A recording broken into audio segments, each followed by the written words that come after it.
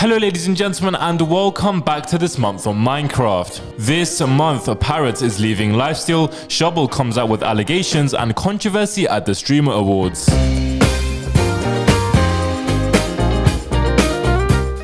The owner of the Lifesteal SMP has announced earlier this month that he will no longer be making Lifesteal videos. Yes, Parrot has said that his next video on Lifesteal will be his last. He then goes on to say that he has been thinking about this for over 6 months on end. Now this is absolutely huge for the SMP space as a whole, and let me tell you why. Lifesteal has dominated the SMP space mainly in 2021 and 2022, with 2023 being one of their weaker years. And if the owner of the server itself has announced that they're not going to be making videos, this will lead to one of two outcomes. The first outcome is that everyone in Lifesteal comes together to shut down the server and they solidify their legacy and end the server once and for all. The second outcome is that Parrot hands over Lifesteal to someone else and the server will most likely dwindle down itself. Option 1 will be the best because it's a path that doesn't show the server being embarrassed in the future if someone else is going to take over and fail at their job, because no one will want to join. And it already seems like option 1 is going to happen because another member of Lifesteal has recently announced that they are leaving. And that member is Vitalisy. With 3 of the largest content creators, Parrot, Redcrab and Vitalisy, all leaving in the space of 2 months, the server is definitely reaching its end. Shubble, a Minecraft YouTuber and streamer, has come out with absolutely massive allegations against a tall British Minecraft YouTuber. Now you need to pay a lot of attention to this because things can get complex very quickly. And on top of this, the situation is about Shubble, not the tall British content creator. On the 22nd of February, Shubble went live saying that there is something serious she needed to talk about. She started off her first point by saying this. She says that the abuser was abusive, not in the usual way though, but through biting. And it was really subtle. When I hear about physical abuse, I think of hitting. I think of hitting and punching. So I thought that this wasn't violent enough to be abuse. I thought that it was just like a constant accident that he kept hurting me. And it didn't start as something that he did to hurt me. He had this habit of biting, which is so weird to me now. Who is the only other tall, popular and British Minecraft YouTuber that also likes to bite people a lot? Well, I'll tell you, that person is Wilbur Soot. And she goes on to talk about how the abuser would seem or look like they were getting pleasure out of biting and hurting Shubble. I'd say the safe word and he'd grind his teeth down on my skin. And sometimes he'd smile after, like a gloating grin. And during this time, I was filled with so much anxiety all the time that I was constantly nauseous, gagging daily. And that when the safe word was used for the person to stop, he would continue for a moment and then stop. He was bottling up so many emotions that he was taking it out on me physically. I believe there was a moment where he knew that he didn't want to be in the relationship anymore, and instead of just ending it, he tried to push me away any way he knew would hurt me. And he knew all of the ways that would hurt me the most. And he knew he was hurting me. There was no way that he didn't know because of the safe word that he made. This biting claim by Shubble is backed up by a lot of other clips that arose in recent times that shows Wilbur's biting nature. Shubble also said that this person said to her that he wanted to ensure that everything was okay and that clear boundaries were set. This is so Shubble wouldn't come back later on and said that the YouTuber abused Shubble. Shubble then goes on to talk more about the sadistic behavior of Wilbur Soot.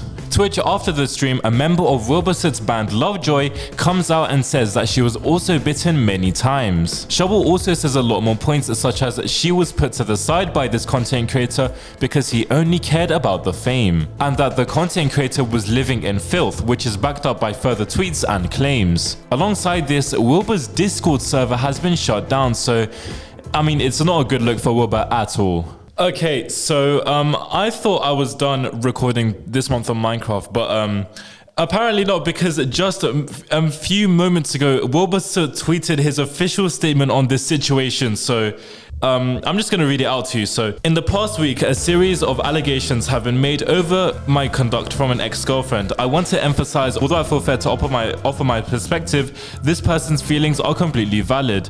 I have taken my time sharing this statement as I wanted to process and respond respectfully and with the hope to gain a deeper understanding for the situation. During our relationship's final months, I regrettably became slobbish, disrespectful, and selfish. These actions caused a lot of pain to my ex-girlfriend, and I've since sought therapy to address these behaviors, making significant lifestyle changes to rectify my past actions. I have come to realize how much my past behavior hurt this person, but I truly compassionately believe I have made great strides from the person I once was, and hope I can continue to grow and improve on this trajectory. The allegation of abuse, particularly in the form of biting, deeply shocked me. Throughout our relationship, I understood from our numerous conversations and text messages, exchanges on the subjects, that this behavior was consensual, playful, reciprocally enjoyed. I truly believe this personal message exchanges reflect mutual affection and understanding. Out of respect for her, I choose not to publish them, and I emphasize my perspective is not shared to diminish or invalidate anyone's feelings. Instead, I share it in the hope that I can offer a genuine, fair, and relevant insight into my understanding of the situation. While I may perceive our interactions differently, I recognize that this person has processed and expressed feelings of hurt that I want to extend my sincerest apologies for any pain that I caused. I am fully committed to understanding and addressing her concerns going forward. I hope my perspective sheds light on this situation without detracting from its message. I am dedicated to earning and maintaining the trust of those around me, and I hope to continue to be held on to these high standards I wish to attain and maintain. Will. Oh my god. So I guess it 100% confirms that Will is the abuser. What we can infer from this is that there are definitely text messages that haven't been released yet. Now, I don't know if Shubble will release them because Will himself says that he will not. We need to see how it pans out because it literally came out 6 minutes ago, so I'm not that sure yet, but I can't wait to see how the general public reply to this because that is an absolute bombshell that he has just dropped.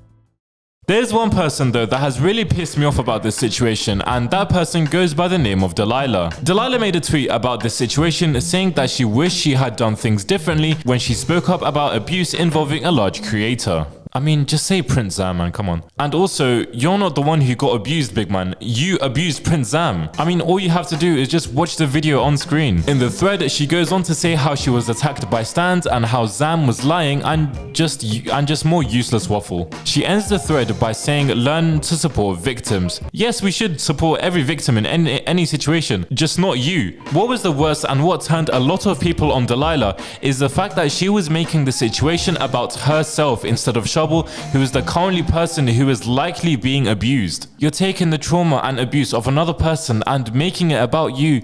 For what reason? Fucking dickhead, man, honestly. On top of announcing that he will be leaving the Lifesteal SMP, Parrot has also announced that him and Planetlord will be ending their joint channel called The Cusp.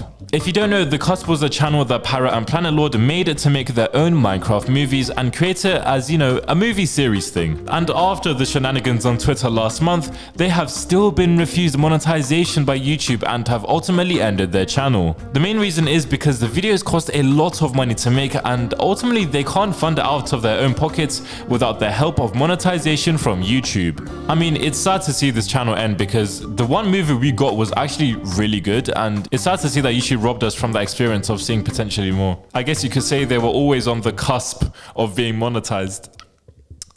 No? Same joke as last month, okay. Drama and speculation is what arose in the Minecraft community after Nikki Niachu said this at the Streamer Awards earlier this month. The best part though is that as far as we know, all of the nominees this year are good people. So here are the nominees for the Minecraft Streamer of the Year award. We have Foolish. We have Quackity. Tina Kitten. And last but not least, Tava. There's a lot to pick apart, so let me do it for you. When she said, as far as we know, all the nominees this year are good people, this raised a lot of eyebrows. Because out of the 4 nominees, the only different nominee was Because out of the 4 nominees, the only different nominee was Smallant, another Minecraft streamer. Which means Nihachu implied that Smallant was not a good person and a creep. However, a day later, Smallant released a tweet saying this. I just spoke to Nihachu about this and that she misspoke and didn't mean to secretly say that Smallant was a bad person. Next up, when Nihachu goes on to say the best Minecraft streamer, she says Miner by accident instead of Minecraft. Now, a lot of people have speculated as to who exactly Nihachu could be referring to. And of course, no surprise, the name that popped up the most was Dream, but as of right now, nothing has been confirmed yet. And unfortunately, it probably won't ever be. Was Nikki really talking about Dream or not? I mean, I guess we'll never know. 2 YouTubers by the name of Toastify and Turkey Tom have come out with a 30-minute documentary on Minecraft legend PopularMMOS. This documentary outlines his rise and fall and all of the controversies in between. This video surprised me a lot because PopularMMOS apparently is a big abuser and has gone to jail multiple times in multiple instances for different reasons, which are all stated in the video. One of the biggest incidents was the night in March with Pat and Liz, where Pat was charged with assault charges and placed under house arrest. What I just said to you is one of the myriad of things that has happened in PopularMMO's life ever since he broke up with his ex-wife Jen. I mean, I watched it and I very highly recommend you check out this video. Last but definitely not least, we're keeping that in.